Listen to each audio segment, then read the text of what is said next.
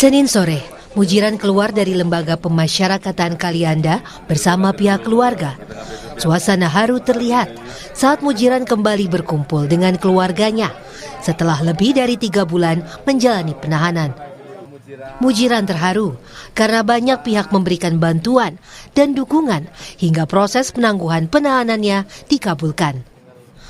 Belajar dari kasus ini, Wakil Bupati Lampung Selatan Syaiful Anwar meminta masyarakat agar tidak segan melapor dan meminta bantuan kepada pemerintah jika mengalami kesulitan ekonomi. Melakukan pendataan yang betul-betul kepada pihak-pihak penerima bansos ini harus pasti nyampe. Jangan sampai ada terulang kasus-kasus seperti Bang Mujiran karena kondisi, keadaan, sehingga melakukan hal-hal yang melawan itu. Kita juga mengingatkan kembali kepada seluruh masyarakat apabila dalam kondisi darurat seperti betul-betul tidak bisa makan, berkoordinasilah dengan tetangga paling dekat, dengan aparat paling dekat, nanti insya Allah pemerintah, semua pihak, DPR, BTP juga akan ikut membantu. Dalam proses penyelesaian perkara ini, pihak PTPN juga menyampaikan permohonan maaf kepada Mujiran. Jadi memang dalam hal ini kami berdasarkan kemanusiaan dan sosial. Di samping itu saya yakin di sini ada hikmahnya. Apalagi ini semua terkait, kita terlibat semua. Baik itu dari Kejati, Pemkab, semua satu suara, satu tujuan, satu hati untuk kebaikan kita semua. Ya Pak Mujiran ya. Jadi kalau memang ada kesalahan, ada miskomunikasi, saya mewakili perusahaan, mohon maaf Pak Mujiran. Kasus Mujiran menjadi perhatian publik saat kakek berusia 72 tahun ini menjadi pesakitan di Pengadilan Negeri Kalianda, Lampung. Mujiran didakwa mengambil getah karet milik PTPN 1 Regional 7. Mujiran nekat mengambil getah karet demi memenuhi kebutuhan makan istri dan cucunya dan ditahan sejak 23 Februari lalu. Penyelesaian perkara Mujiran kini diarahkan melalui mekanisme keadilan restoratif atau restoratif justice. Sidang untuk menentukan kepastian hukum dijadwalkan berlangsung pada 3 Juni mendatang. Tim Liputan Kompas TV. Saudara, lalu bagaimana kelanjutan kasus Mujiran, yakni kakek berusia 72 tahun yang didakwa mencuri getah karet? Kita akan tanyakan kepada kuasa hukum Mujiran, Arif Hidayatullah, yang sudah bergabung bersama kami melalui sambungan daring di Sapa Indonesia pagi ini. Assalamualaikum, selamat pagi Mas Arif, apa kabar? Selamat pagi Mbak, Alhamdulillah baik. Alhamdulillah. Mas Arif, sebelum itu saya ingin tanyakan dulu mengenai kakek Mujiran untuk saat ini kondisi kesehatannya seperti apa Mas? Saat ini Alhamdulillah ya, setelah kita kemarin kasih obat, beberapa obat-obatan begitu, Alhamdulillah sudah mulai membaik gitu. Oke, berarti setelah Senin kemarin sore keluar dari lapas begitu ya, kondisinya dalam kondisi yang baik, Alhamdulillah. Lalu Mas Arif bisa disampaikan dan ceritakan kepada kami sebenarnya bagaimana proses sampai akhirnya kakek Mujiran bisa menjadi tahanan kota? Iya, baik. Jadi sebetulnya proses kita mendapatkan kakek Mujiran menjadi tahanan kota ini karena memang kita melakukan permohonan kepada Pengadilan Negeri Kalianda yang kita ajukan pada Senin kemarin.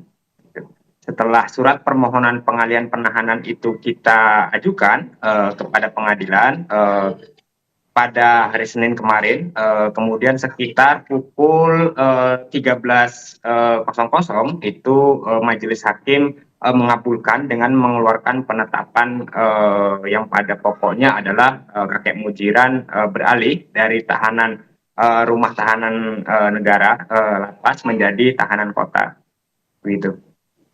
Oke, apa yang disampaikan majelis hakim dalam pertimbangannya kemarin pas dibacakan Mas Arif? Ini kemarin tidak dibuka dalam muka sidang ya. Jadi karena memang kita pengajuannya lewat berpadu begitu. Jadi hanya melihat daripada yang pertimbangan majelis hakim mengenai dengan usia. Oke. Yang sudah lanjut usia. Oke. Berarti untuk saat ini kondisinya kakek Mujiran sudah kembali bersama dengan keluarga begitu ya? Bersama dengan rekannya Nur Wahid. Iya. Karena satu berkas perkara. Oke. Jadi alhamdulillah untuk sementara ini kakek Mujiran sudah pulang ke rumah, sudah menjadi tahanan kota. Oke. Nah, kita sedikit mengilas balik ke belakang, Mas Arief. Kakek Mujiran ini kenapa sampai bisa dituduh begitu ya, mencuri getah karet? Sesulit apa sebenarnya kondisi ekonomi yang dialami oleh kakek Mujiran ini? Iya, jadi kakek Mujiran ini, kakek yang sudah yang lanjut usia ini masih menjadi tulang punggung keluarga. Kakek Mujiran masih harus menghidupi istri dan dua cucunya. Sedangkan kakek Mujiran ini adalah buruh harian lepas di PTPN. Jadi penghasilannya tidak stabil ya. Gitu.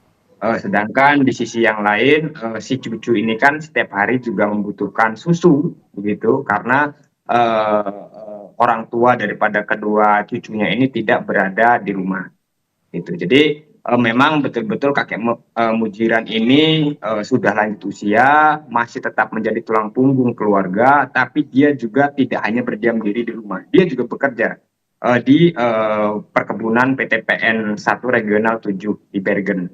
Dalam perjalanannya memang pada saat kejadian itu kakek Mujiran sempat karena memang kebutuhan dasarnya belum terpenuhi, dia coba mencari hutangan gitu ke beberapa orang-orang yang ia kenal sampai pada ke salah satu terdakwanya Nur Wahid yang masih ada hubungan saudara.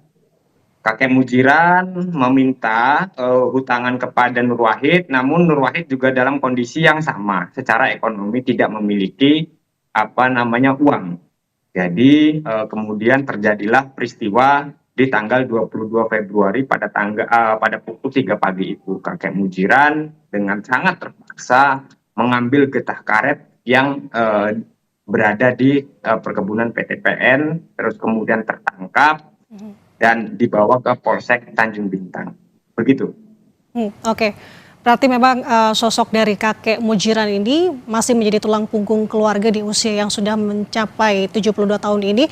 Dan Mas Arief tidak sendiri untuk pagi ini, saudara, karena sudah bergabung bersama kami juga di Sapa Indonesia Pagi melalui sambungan daring, pakar hukum pidana Universitas Tarumanegara, Heri Firmansyah. Selamat pagi, Mas Heri, apa kabar? Selamat pagi Mbak, Alhamdulillah baik. Assalamualaikum warahmatullahi wabarakatuh. Waalaikumsalam warahmatullahi wabarakatuh. Nah, kalau begitu saya ingin tanyakan langsung ke Mas Heri. Tadi sudah dijelaskan terkait dengan duduk perkara oleh kuasa hukum dari kakek Mujiran, Mas Arief. Dari sudut pandang Mas Heri sendiri melihat dari kasus ini, Mas Heri, apalagi ini kan viral karena kasus dinilai tidak humanis dan juga terlalu tajam ke bawah. Dari sudut pandang Anda melihat kasus kakek Mujiran beserta rekannya Nur Wahid ini seperti apa? Ya, tentu bicara tentang hukum ya Mbak, karena ini menggunakan instrumen hukum pidana, harusnya hukum itu di atasnya adalah dibangun atas dasar nilai kemanusiaan. Dan kemudian kalau kita bicara dalam kasus ini lebih spesifik lagi, ini kan harus ada tanggung jawab sosial juga ya bagi katakanlah pemerintah. Kalau dalam kasus ini di PTPN yang terlibat langsung kalau saya tidak salah mencatat ya. Dan ini yang sebenarnya juga harus diperhatikan adalah mengapa tindakan itu dilakukan. Tidak hanya sekedar melihat perbuatan materialnya atau akibat yang timbul, tapi juga penting untuk menggali mens reanya yang pertama. Yang kedua, motif dia melakukan tindakan tersebut. Sehingga pendekatan dengan pengambilan keputusan keadilan restoratif ini saya sangat mendukung sekali ya secara pribadi. Karena bagaimanapun di dalam KUHP kita, di KUHP kita yang baru juga Undang-Undang 1 tahun 2023, keadilan restoratif itu sudah dimungkinkan bahkan di level penyelidikan. Nah ini kan berarti persoalan-persoalan yang sebenarnya receh dalam tanda petik ya, tidak besar secara ancaman pidana dan juga kalau kita kualifikasikan tindak pidananya bukan tindak pidana yang berat, itu tidak perlu sampai masuk ke proses hukum. Karena kalau kita analisis secara biaya perkara dan kemudian waktu penanganan perkara, pelibatan personel dalam tindakan kasus macam kakek ini ya tentu nggak masuk di logika kita begitu.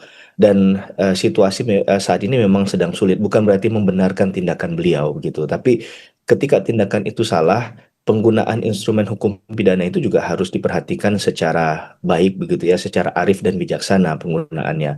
Karena bagaimanapun kita yang belajar hukum, khususnya hukum pidana juga diajarkan adanya ultimum remedium. Istilah ini nggak selalu bicara tentang bahwa hukum pidana harus dikedepankan di setiap ada persoalan hukum di masyarakat, di tengah-tengah masyarakat sebagai primum remedium. Nah, menurut saya ini juga sebagai pedoman yang secara pelaksanaannya sudah benar ya. Memang beginilah hukum harusnya bekerja terhadap kasus-kasus semacam ini.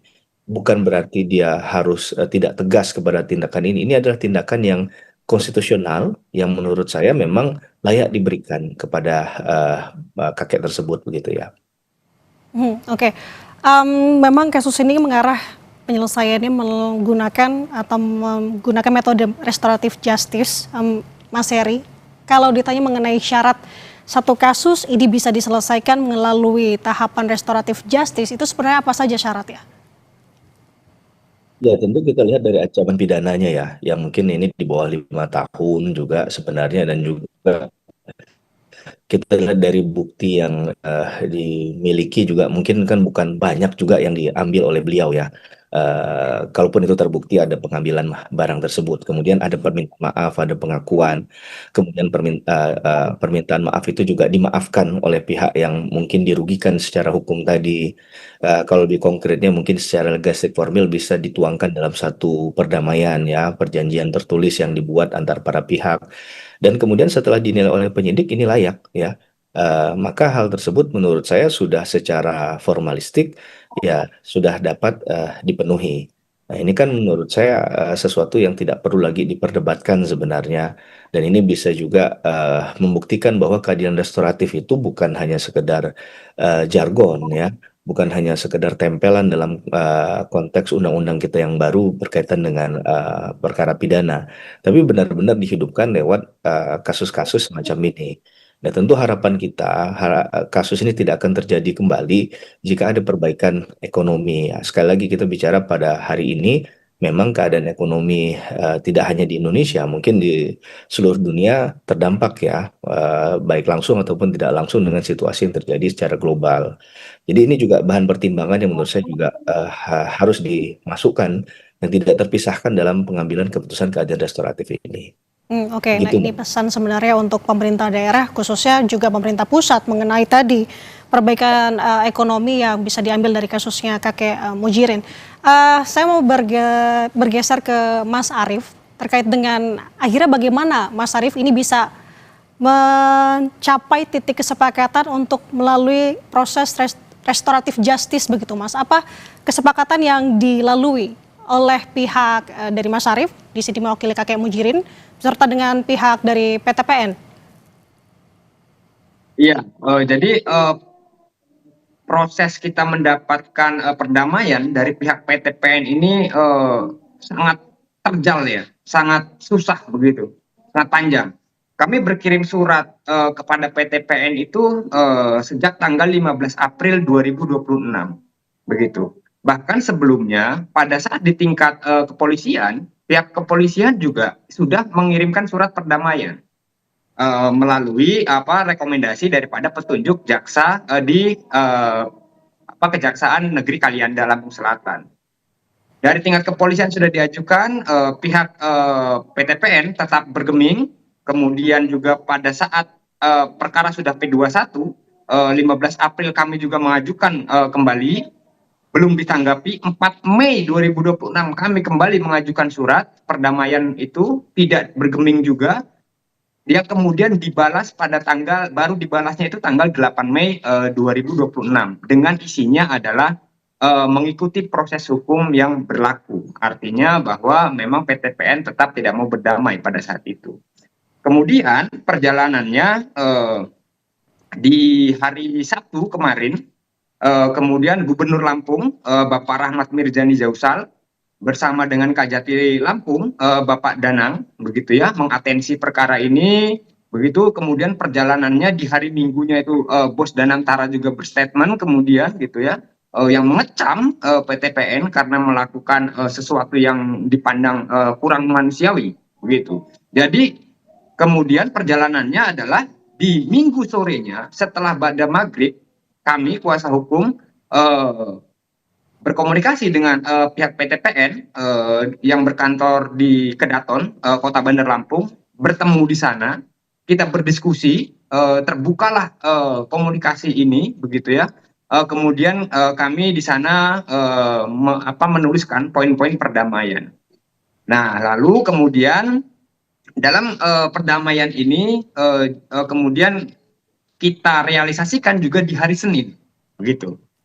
Di hari Senin di Lapas Kalianda, pihak PTPN hadir, pihak penjamin daripada Pak Mujiran juga hadir, Wahrul Fauzi Silalahi, anggota DPRD Provinsi Lampung. Jadi ini akhirnya melibatkan banyak pihak untuk mendorong komunikasi ini, begitu. Dari eksekutif Pak Gubernurnya, Gubernur Lampung, dari kejaksaannya Pak Kajati, begitu ya. Terus kemudian dari anggota legislatifnya Bapak Wahrul Fauzi Silalahi. Akhirnya perdamaian ini dapat direalisasikan kemarin hari Senin di Lapas Kalianda, gitu. Artinya kalau saya rangkum di sini setelah mendapatkan banyaknya perhatian dari berbagai pihak begitu ya Mas Arief ya? Ya, terutama kawan-kawan media ya, yang dari awal juga kawan-kawan media ini mengawal. Kami sangat berterima kasih terhadap kawan-kawan media yang terus mengawal kasus ini sedari awal. Tentu kita kawal kasus seperti ini. Dan Mas Arief, untuk sidang lanjutannya seperti apa, khususnya mekanisme keadilan restoratif untuk selanjutnya? Oh, iya. Jadi saya juga sekaligus meluruskan yang ada di media sosial yang sekarang, karena memang sudah menjadi atensi publik. Banyak sekali yang bilang bahwa kakek Mujiran sudah bebas, kakek Mujiran sudah menghirup udara segar dan lain-lain, sudah bebas dari hukum dan lain-lain. Saya juga ingin meluruskan bahwa sejauh ini apa yang kami lakukan adalah syarat untuk direalisasikannya restoratif justice melalui mekanisme restoratif justice di tingkat pengadilan, begitu. Jadi kami harus perlu meluruskan bahwa kakek Mujiran ini belum bebas. Kakek Mujiran ini keluar lapas, keluar dari tahanan itu hanya statusnya saja yang beralih menjadi tahanan kota, begitu. Nah, kemudian syarat-syarat yang sudah kami lakukan ini nanti akan kami bawa ke muka sidang pada tanggal 3 Juni 2026. Dengan agendanya adalah MKR, Mekanisme Keadilan Restoratif. Nanti syarat-syarat yang sudah kami dapatkan ini salah satunya adalah soal perdamaian ya dari pihak korban, dalam hal ini PTPN, itu nanti akan kami ajukan kepada majelis hakim pada Pengadilan Negeri Kalianda. Di situ hakimlah yang akan menentukan, hakimlah yang memiliki wewenang untuk menentukan perkara ini dapat diselesaikan secara mekanisme keadilan restoratif atau tidak. Jadi jangan ada saat ini yang berkembang di media sosial itu bahwa kakek Mujiran ini sudah bebas. Kakek Mujiran ini belum bebas secara hukum, belum bebas, begitu. Nanti poinnya, gongnya, begitu ya, itu di tanggal 3 Juni. Oke. Apakah selesai secara keadilan restoratif atau tidak? Itu di tanggal 3 Juni. Oke, berarti di tanggal 3 Juni akan ada sidang lanjutan mekanisme keadilan restoratif, begitu ya Mas Arief. Nah, Mas Heri, mengenai restoratif justice ini sebenarnya kasus diselesaikan dengan cara restoratif. Apakah artinya kasus ini sudah selesai secara hukum dan tidak akan bisa diungkit-ungkit kembali?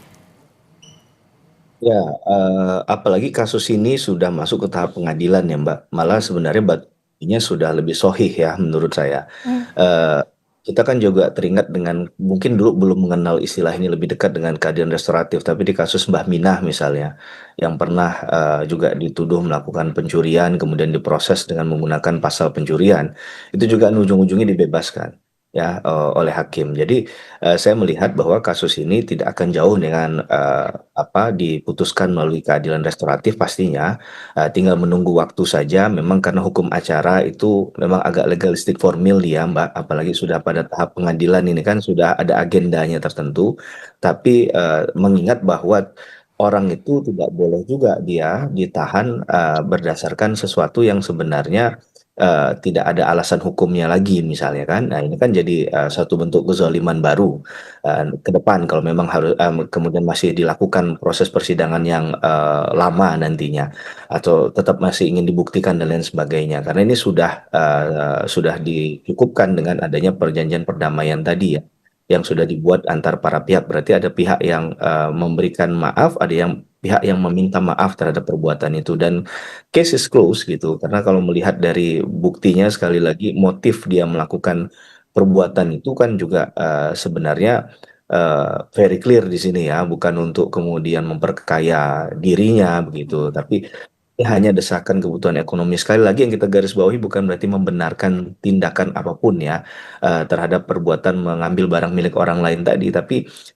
hukum harus melihat dalam konteks ini sejauh itu tadi, secara pilar-pilar kemanusiaannya tadi ya, agar hukum yang ditegakkan itu memang hukum yang memberikan rasa keadilan. Karena sekarang bicara tentang hukum kita yang dalam konteks pidana, dewasa ini kan nggak hanya bicara dalam satu bentuk keadilan, sekalian salah satunya ada keadilan korektif, ada keadilan rehabilitatif begitu. Jadi ini diupayakan memang sekarang itu pidana penjara sudah tidak lagi jadi primadona ya, ada pidana denda, ada macam-macam pidana pengawasan ya, pidana kerja sosial. Itu salah satu bentuk bahwa manifestasinya sama dengan semangat pembentuk undang-undang saat ini ya, teman-teman yang di Komisi 3 yang sudah menggodok ini dan pemerintah lewat daftar inventaris masalah yang dibuat sebelumnya untuk melihat yang pada faktanya di konteks penegakan hukum kita banyak hal yang perlu diperbaiki. Salah satunya adalah cara pandang untuk melihat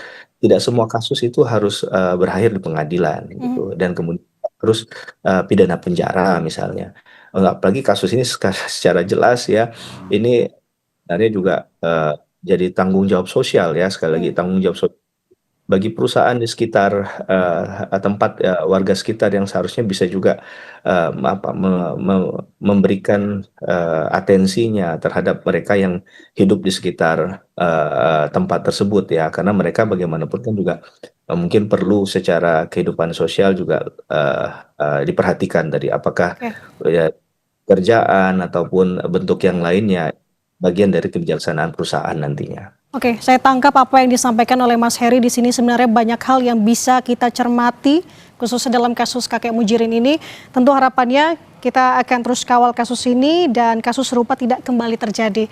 Terima kasih atas waktunya sudah berbagi bersama kami perspektif yang sangat luar biasa.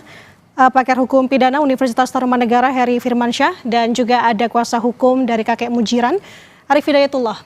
Selamat beraktivitas, sehat selalu Mas.